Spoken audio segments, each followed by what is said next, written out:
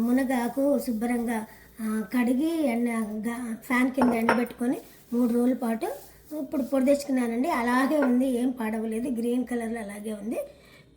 ఒక సీసాట్ తీసుకున్నానండి. దానికి కావాల్సింది పెద్ద కప్పు ధనియాలు,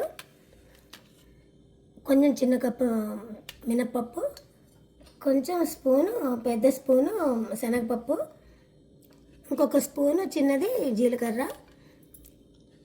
స్మాల్ స్పూను ఇంగువ, మళ్ళీ చిన్న నిమ్మకాయ అంత చింతపండు, కళ్యాణ్ కళ్ళుప్పు సాల్ట్ అండి. ఇది వేసే నిలువ ఉంటుంది, తడి రాకుండా ఉంటుంది.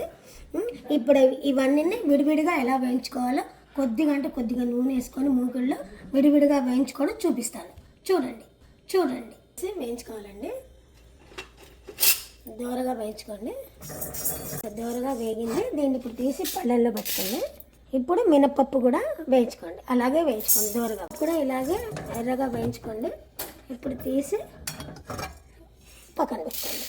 ధనియాలు పెద్ద కప్పుతో ధనియాలు వేసుకోండి. ఇవి కూడా వేయించుకోండి. ఇలా వేయించేసుకున్నామండి. జీలకర్ర కూడా ఇలాగా బ్రౌన్ కలర్లో వేయించాలండి. వేయించేసి కొద్దిగా ఒక స్పూను నూనె వేసి ఎండుమిరపకాయలు వేయండి. ఇంగు వేసి చిటికడు ఇంగు వేసి ఈ ఎండుమిరపకాయలను వేయించేసానండి. మిరపకాయలు దీంట్లో తీసుకోవాలి. కరివేపాకు వేసి మునగాకు పొడి వేయండి.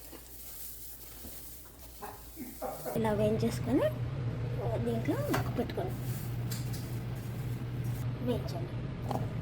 అలాగే నేను దాకా పసుపు మర్చిపోయానండి. చిటికెడు పసుపు కూడా వేసుకోండి.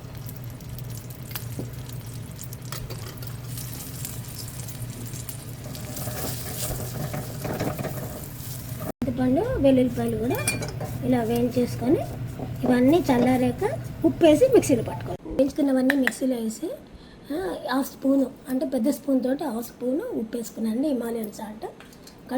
వేయించిన పప్పులు ధనియాలు అవన్నీ ఎండుమిరపకాయలు మిక్సీలో పట్టి ఉప్పు వేసి మిక్సీలో పట్టానండి. ఉప్పు సరిపోయిందో లేదో చూసుకొని తక్కువైతే వేసుకోండి. మునగాకు పొడి రెడీ అయిందండి. ఇది వేడి అన్నంలో కొంచెం నెయ్యి వేసుకొని తింటే చాలా ఆరోగ్యానికి చాలా మంచిది.